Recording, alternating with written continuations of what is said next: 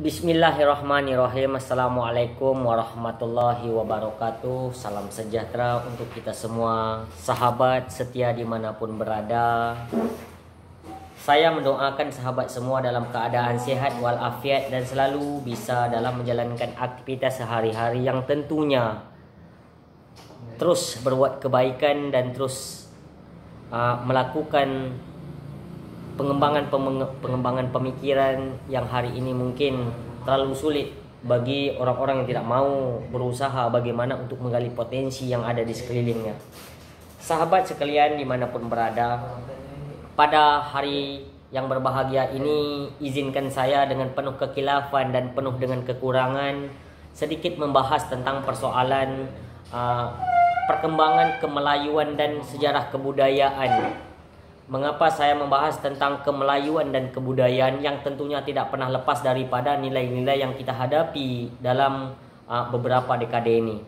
Sahabat setia dimanapun berada, sebelum saya membahas tentang ruang lingkup kemelayuan dan kebudayaan, saya dahulu lebih mengupas tentang bagaimana perkembangan kemelayuan yang semulanya konsep-konsep kemelayuan itu muncul yang hari ini berhasil berkecamuk di dalam sebuah negeri yang kita kenal dengan daerah pesisir, katakanlah Riau secara provinsi dan Indonesia secara kenegaraan, kemudian Asia Tenggara secara kewilayahan.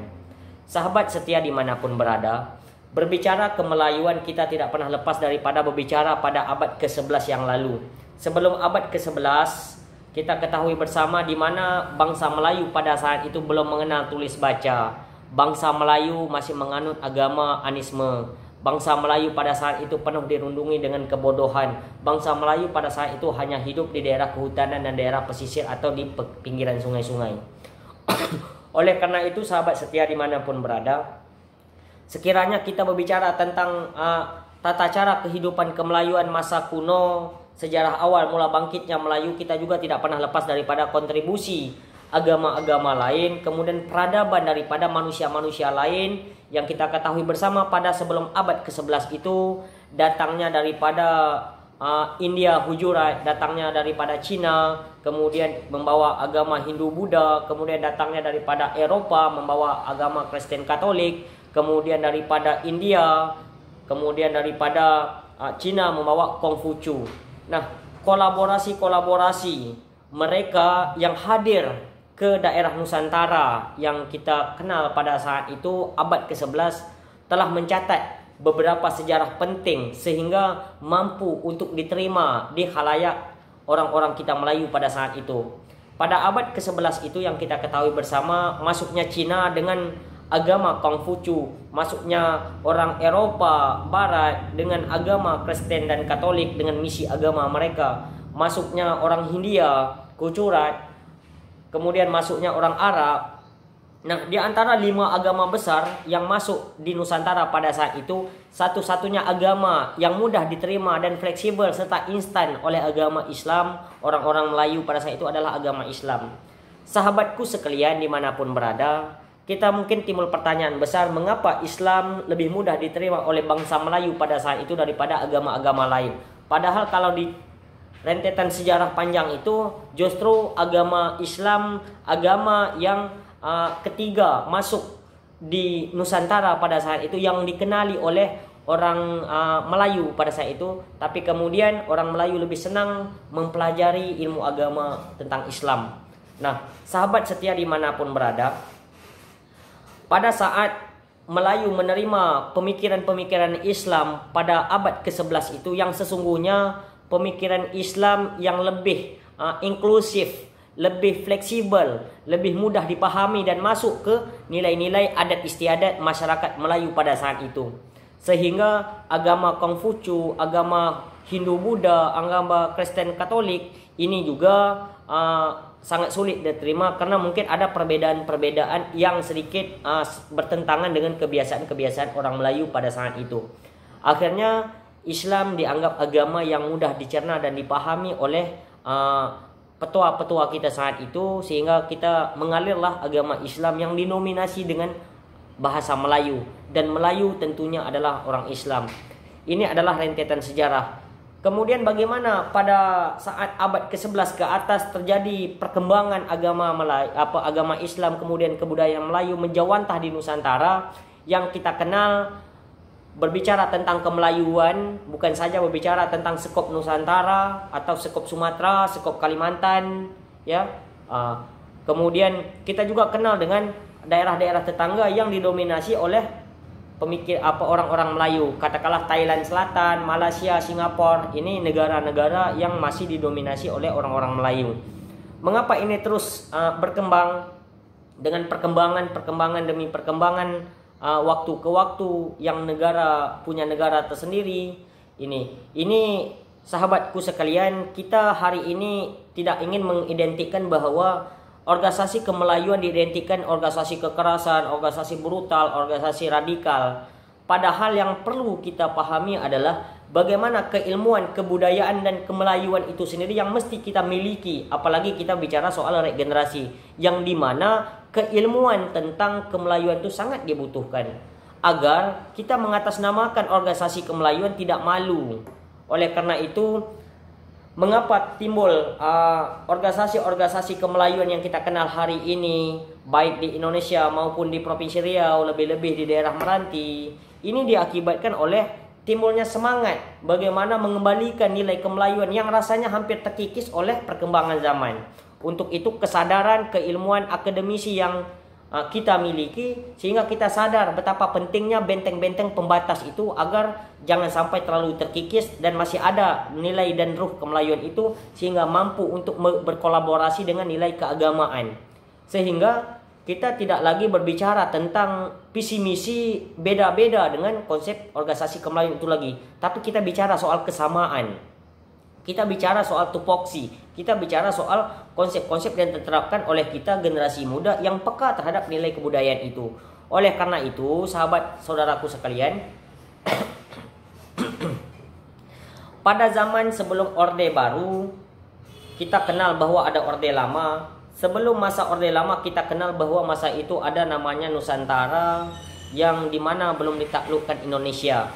Pada saat kemerdekaan itu terjadi, orang-orang Melayu belum mengenal dengan konsep nasionalisme, belum kenal dengan cinta kenegaraan, berbangsa dan bernegara. Namun pada akhirnya setelah terjadi Orde Lama, maka timbul Orde Baru pada tahun 1965. Perkembangan Orde Baru ini rupanya mampu mengengkangi pemikiran idealis kemelayuan yang hadir dan tumbuh pada saat itu. Kemudian pada saat dari tahun 1965 sampai tahun 1998 terjadi gejolak Orde Baru yang akhirnya timbul reformasi. Pergulatan reformasi ini selama hampir lebih 10 tahun. Di antara 10 tahun ini rupanya bibit-bibit kemelayuan mulai tumbuh dan subur di berbagai daerah. Dengan adanya sistem yang awalnya Orde Lama dikenal dengan sentralisasi, semua kebijakan dan keberpihakan semua diambil oleh ahli pusat. Kemudian timbul reformasi, semuanya menjawantah di setiap negeri, yang akhirnya timbul kesadaran-kesadaran untuk mengembalikan nilai kemelayuan itu dengan melalui kebudayaan maupun melalui keorganisasian.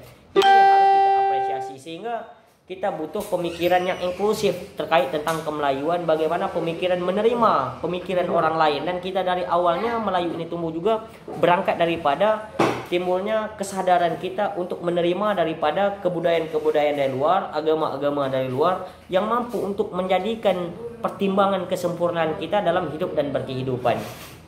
Sahabatku sekalian, kembali kita bicara tentang kebudayaan dan kemelayuan. Mungkin tidak banyak orang tahu tentang Melayu itu hanyalah sebuah bangsa.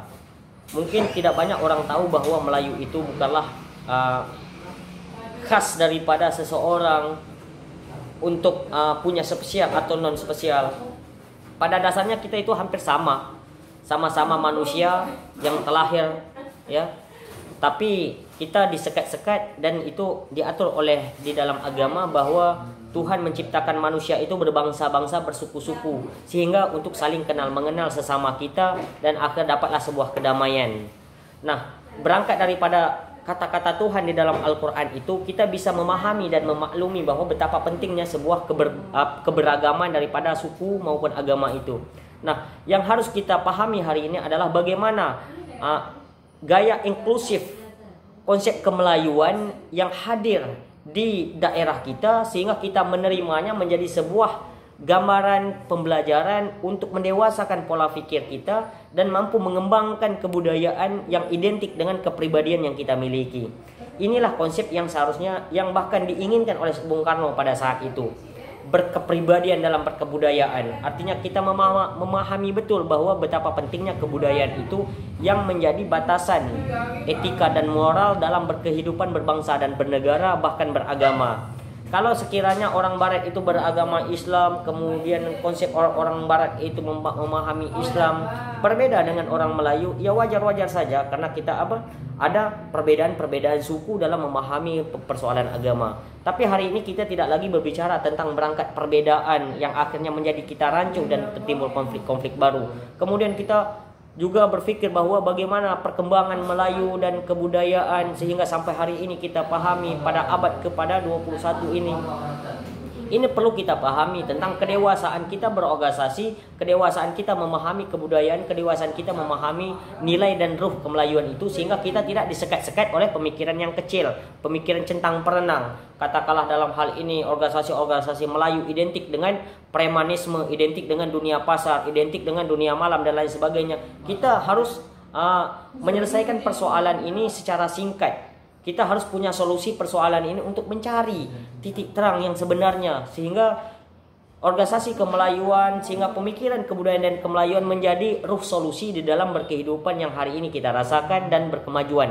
Tentunya ini butuh keilmuan. Nah, untuk menggapai keilmuan kita tidak cukup dengan hanya bercerita dengan orang-orang tua kita, tapi juga kita harus mencari referensi-referensi yang bisa dipertanggungjawabkan secara ilmiah. Sahabat-sahabatku sekalian, intinya pembicaraan saya pada hari ini bagaimana untuk melakukan pengembangan kebudayaan kemelayuan di daerah kita. Yang pertama, sifat inklusif bagi saya sangat diperlukan. Menerima kebudayaan lain, menerima agama lain, menerima orang daerah lain dengan tidak mengedepankan konsep pribuminisasi.